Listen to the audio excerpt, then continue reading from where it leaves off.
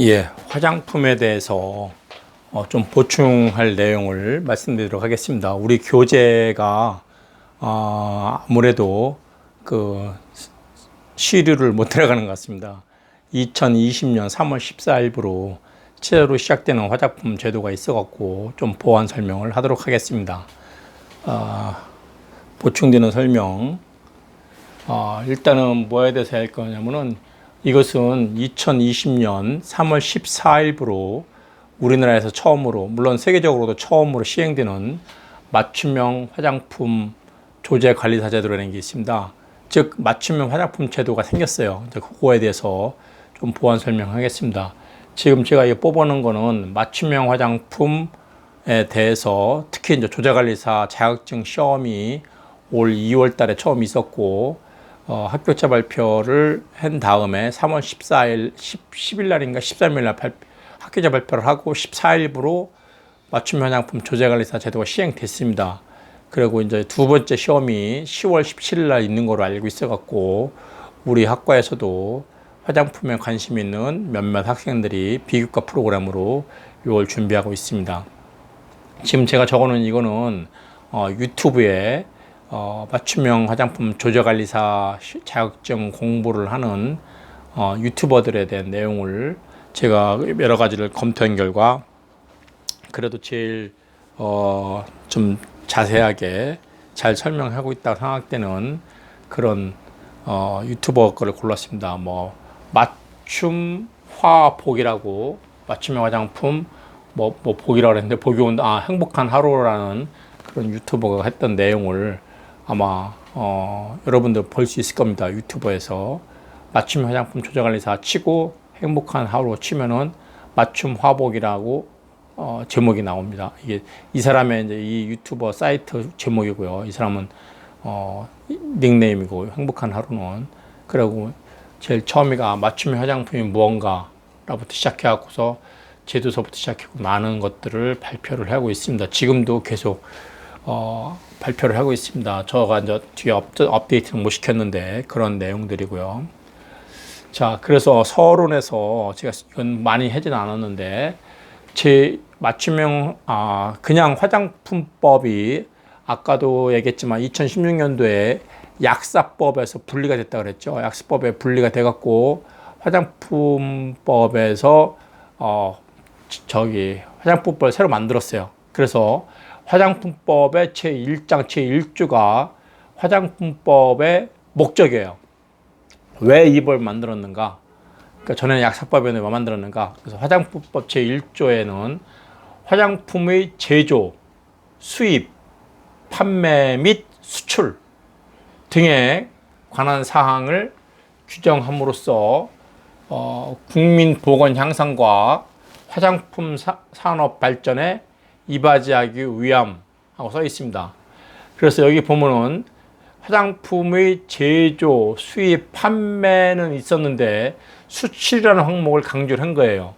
우리나라가 한류 열풍을 타고 중국의 수출, 동남아의 수출, 물론 지금 중남미 쪽으로 수출하고 있지만 미국도 수출하고 그래서 수출도 좀 더 강화시키고자 하는 차원에서 화장품법에 이번에 새로 넣습니다. 제조, 우리나라 제조해서 파는 거, 그리고 해외에서 수입해서 파는 거, 또 제조하는 사람 따로 있고 판매업자만 또 따로 있어요.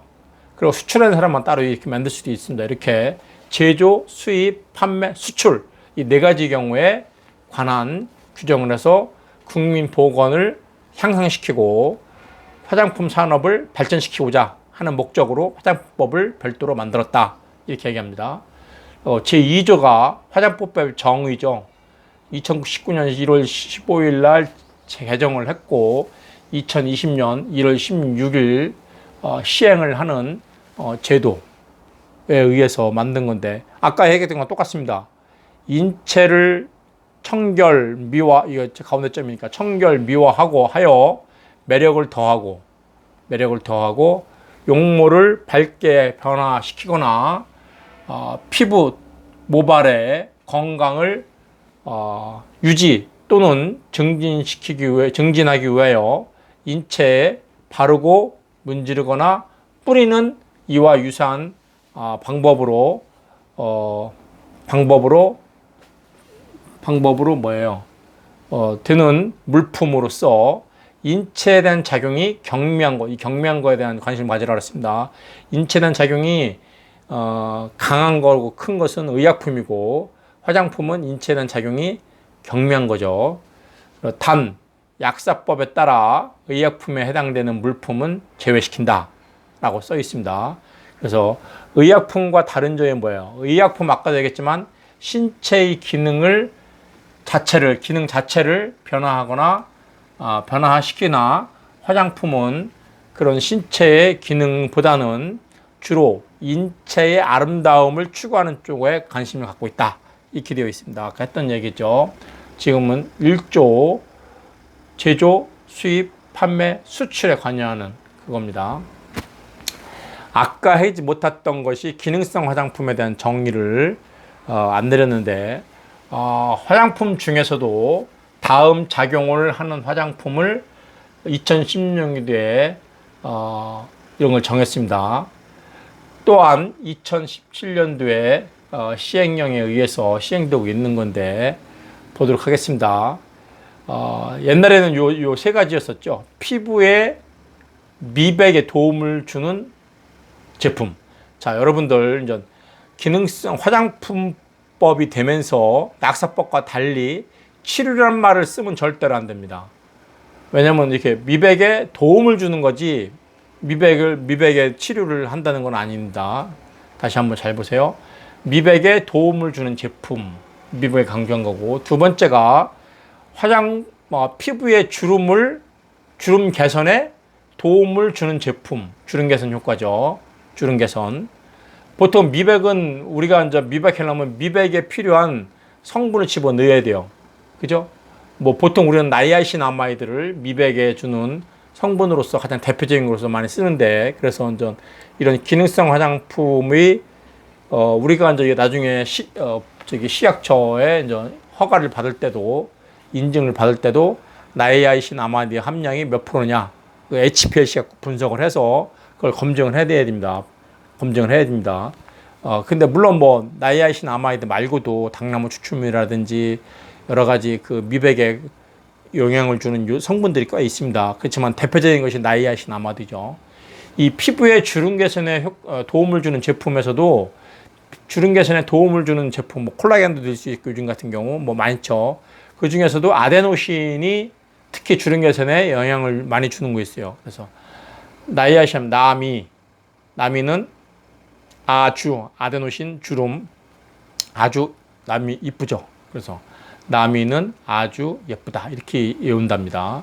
그래서 미백에 주름 주는 나이아신아마이드, 주름 개선에 주는 성분 아데노신 이렇게 해서 두 가지고요. 세 번째는 피부를 곱게 태우거나 자외선으로부터 피부를 보호하는 제품, 자외선으로 차단을 시키는 제품, 자외선 차단제를 얘기하는 거죠. 물론 자외선 흡수제도 있고 자외선 차단제도 있고요. 그리고 곱게 태우는데 도움을 주는 제품도 있어요. 그죠? 그리고 이렇게 세 가지가 옛날에 기능성 화장품으로 알려져 있는데, 이게 이제 2016년 이후에 개정돼 갖고 2017년부터 시행되는 게 4, 5, 6번이 추가됐습니다. 다시 한번 잘 살펴보세요. 즉 모발의 색상을 변화, 제거, 영양 공급하는 도움을 주는 제품. 즉 어떤 목적이에요? 탈색, 탈모, 탈염, 탈색, 탈염. 이 탈색이 완전 머리를 색깔을 빼고 염색한 걸 빼는 겁니다. 다음에 제모, 털을 뽑아내는 거죠. 연모, 염색하는 거죠. 한편 피부나 모발의 기능 약화로 인해 건조함이나 피부가 갈라짐이나 여기 피부나 모발에 건조함이나 갈라짐이나 피부가 머리가 빠지는 거 이런 거, 그리고 각질화 등을 방지하고 개선하는 데 도움을 주는 제품. 자, 이런 거에서는 탈모 제품, 빠지는 건 탈모죠. 탈모를 방지하는 탈모 방지제죠. 이 제모하고는 또 틀린 거예요. 그죠? 제모하고는 또 틀리죠. 제모는 여자들 다리에 있는 털을 옛날에 면도칼로 긁어냈던 것처럼 그렇게 하는 것이 아니라 그건 제모고, 이 탈모는 내가 원하지 않는데도 빠지는 거, 대머리. 그죠? 다음에 여드름 피부. 여드름 증상이 나는 것을 완화시키는 거. 그 다음에 아토피 피부. 아토피, 가려운 아토피 피부 있죠. 아토피 피부의 개선에, 증상을 완화시켜주는 거. 다음에 튼살. 이 살찌면 살이 터지죠. 특히 임산부들, 아기를 가지면 임신을 하게 되면은 이렇게 피부가 팽창을 하면서 튼살이 생기죠. 그래서 이렇게 11가지 목적으로 쓴답니다. 이거 옛날에는 이게 이제 다 그 의약품 쪽에서 있던 것이 의약 외품에서 넘어온 겁니다. 탈모, 여드름, 아토피, 튼살. 그래서 탈여, 아트 4개에다가 탈색, 탈모, 제모, 연모 3개니까 7개죠. 7개. 다음에 8개, 9개. 자외선 이게 2가지죠. 그리고 주름 개선 10개, 미백 11개. 즉 11가지 특성. 미백을 개선하고 주름을 개선하고 자외선을 차단하고 곱게 태닝 시켜주고 그 다음에 탈색, 탈염, 제모, 연모, 탈모, 여드름 피부, 아토피 피부, 튼살 이런 거에 대한 증상을 완화시켜주는 목적으로 즉 11가지의 기능을 부여하는 목적으로 기능성 화장품이 정의를 내리고 있습니다. 실은 이 기능성 화장품의 개수가 옛날에 3가지였다가 4가지였다가 7개가 늘어갖고 왕창 늘어는 바람에 여러분들은 헷갈려 할 수 있습니다만 정확하게 써 있는 거와 구체적인 목적, 탈색, 탈염, 제모, 연모, 탈모, 여드름, 아토피, 튼살 이렇게 좀 구체적으로 기능을 알려주길 바랍니다. 자, 그리고 우리 화장품은 화장품 제조업자가 있고 화장품 총괄 판매업자가 있어요. 그게 무슨 얘기냐? 화장품 분업화가 잘 돼 있어 갖고 만드는 사람 제조만 해서 줘요. 왜 우리 콜마나 지금은 아니지만 콜마나 코스맥스, 코스메카 이런 데는 그냥 제조만 하는 거죠. 자기 브랜드 없이 그냥 만들어 달라는 대로 만들어 줘요. 실은 이제 OEM은 정확하게는 내가 레시피를 짜갖고 너는 그냥 이거 하라는 대로 물 한 바가지 붓고 알코올 반컵 넣고 뭐 지방산 무슨 지방산을 넣고 거기다가 뭐 아데노신 5g 집어넣고 이렇게 처방을 다 내려주고 하는 것이 OEM이에요. 그 사람 단순히 만드는 것만 해. 근데 우리나라의 화장품이 OEM 업체로 있다 보면은 많은 사람들의 레시피를 받아서 제조해주고 생산해주다 보니까 나도 실력이 키워지는 거예요. 워낙 그게 이제 기술 연말에 그런 방식으로 하죠. 그러다 보니까 이제는 여러분처럼 문외 아니어도 그냥 주문을 낼 수가 있어요. 한국 콜마나 코스메카나 그런 데다가 즉 OEM, ODM 업체다가 나 주름 개선에 좋은 화장품을 만들고 싶은데 좀 이거 한 1000박스 만들어 주세요. 얼마예요? 그러면은 자기네가 레시피 짜갖고 자기네가 쫙 만들어주는 ODM도 있어요. 그래서 그런 식으로 즉 화장품을 만들기만 하는 업체가 있고 또 학생들이 만약에 그걸 의뢰해서 판매한다면 전문적으로 판매하는 업체가 있어요. 그래서 요즘에는 화장품 판매 업체를 운영하려면은 화장품 판매 관리자라는 게 있습니다. 화장품 판매 관리자는 자격이 있어요. 여러분은 행복하게도 화학공학과를 졸업하면은 자동적으로 화장품 판매 관리사 자격증이 생깁니다. 즉, 여러분은 청운대학교 화학공학과 졸업했다는 졸업장만 딱 제출하면은 화장품 판매 관리사 자격이 생기는 거예요. 만약에 다른 뭐 전문대학에서 했다 그러면은 경력을 그만큼 더 쌓아야 되고 또 다른 이공계라면은 경력을 더 그만큼 쌓아야 돼요. 근데 화장품을 만드는 메인 학과인 화학공학과이기 때문에 화학공학과 졸업장이 있으면은 화장품 판매 관리사 자격증을 부여받을 수가 있다. 자, 그런데 그것처럼 화장품을 제조하고 화장품을 판매하는 이렇게 분류가 돼 있었는데 2020년 3월 14일부로 맞춤형 화장품 제도라는 게 생겼습니다. 그래서 그거에 대해서 조금 얘기를 하겠습니다. 이 제도는 2020년 3월 14일부터 시행됩니다. 국내에서 처음이자 세계에서 처음이랍니다. 이 도입 배경은 개인의 가치가 강조되는 사회이기 때문에, 그런 문화가 있기 때문에, 그런 사회적, 문화적 그런 환경에서 변화에 따라 개인의 맞춤형 상품을 서비스하자. 그래서 다양한 소비자의 요구를 충족시키기 위한 제도로 맞춤형 화장품 제도를 도입한다, 이 얘기입니다. 그래서 즉 소비자가 원하는 정도로 원하는 요구사항을 만족시켜주는 맞춤형 화장품을 만들어서 판매는 그 사람의 피부 타입에, 그 사람의 취향에 따라서 여러 가지를 할 수 있다라는 차원에서, 소비자 고객 만족 차원에서 이런 맞춤형 화장품 제도가 생겼습니다. 여기서 그 맞춤형 화장품의 정의를 시험 문제에 많이 나오니까 한번 보겠습니다. 화장품의 제조 또는 수입된 화장품의 제조 또는 수입이었습니다. 그죠? 아까 화장품법에서 뭐라 했어요? 제조, 수입, 판매, 수출. 그게 있었죠. 그 중에서도 화장품이 생기는 거는 뭐야? 제조되거나 수입되는 것이 그거죠.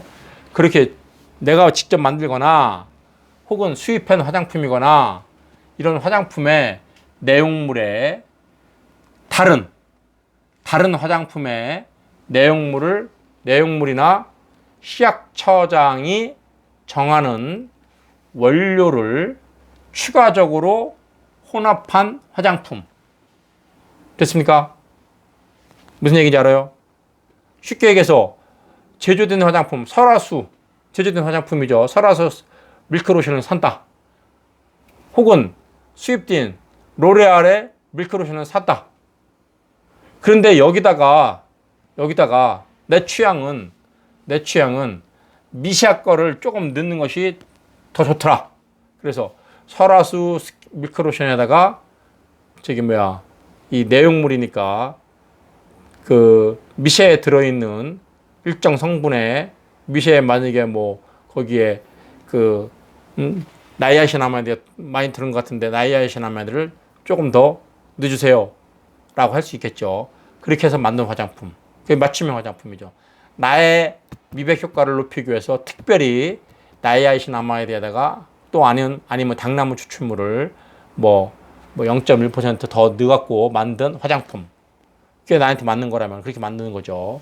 그게 맞춤 화장품이죠. 그래서 제조 또는 수입된 화장품의 내용물에 다른 화장품의 내용물이 혹은 시약처장이 정하는 원료를 추가해서 혼합한 화장품, 이게 맞춤 화장품이에요. 두 번째는 제조 또는 수입된 화장품의 내용물을 소분한 화장품, 소분. 여러 갈래로 나누는 화장품이에요. 나눠서 판다는 얘기예요. 그래서 이런 내용들을 보면은 맞춤형 화장품이 어떤 건가라는 것을 퍼뜩 이해할 수 있겠죠. 맞춤형 화장품 뭐라고요? 제조 수입된 화장품의 내용물에 또 다른 화장품의 내용물을 더하는 거, 혹은 시약처장이 정하는 원료를 추가한 거. 그러니까 1번은 뭐야? 내용물 플러스 내용물. 2번은 내용물 플러스 추가 원료. 3번은 뭐야? 내용물을 소분. 1, 2, 3. 소분해서 파는 거. 소분은 작은 포장 단위로 나눠서 파는 거. 자, 여기까지가 맞춤형 화장품에 대한 정의였고, 이 맞춤형 화장품은 시험 과목이 4과목이에요. 첫 번째가 화장품의 이해, 화장품법, 화장품의 무슨 구성 성분 이런 것들이죠. 두 번째가 제조 화장품의 품질 관리. 3번이 유통 화장품의 안전 관리, 품질 관리. 4번이 맞춤형 화장품. 이렇게 4가지 섹션으로 나눠서 시험 문제가 무척 많답니다. 100문제 정도 되는 시험을 보는 거로, 객관식과 주관식 일부 섞여 있는 거로 보는 거로 알고 있습니다. 제가 이거에 대해서 화장품 회사의 몇몇 간부들을 물어봤어요. 지난번에 겨울방학에 여러분 친구들이 갔던 서울 화장품의 그 한정수 대표한테도 물어봤습니다. 이 맞춤형 화장품이 생겨났고 그거에 대한 자격증으로 맞춤형 화장품 조제관리사 제도가 시행되는데 이 회사에 취업한다면은 그런 자격증을 갖고 있는 것이 좋습니까? 아니면은 그런 게 없어도 됩니까? 그랬더니 물론 없어도 취업이 되지만 이왕이면은 그렇게 갖고 있는 사람은 더더욱 환영을 합니다. 이렇게 얘기가 됐습니다.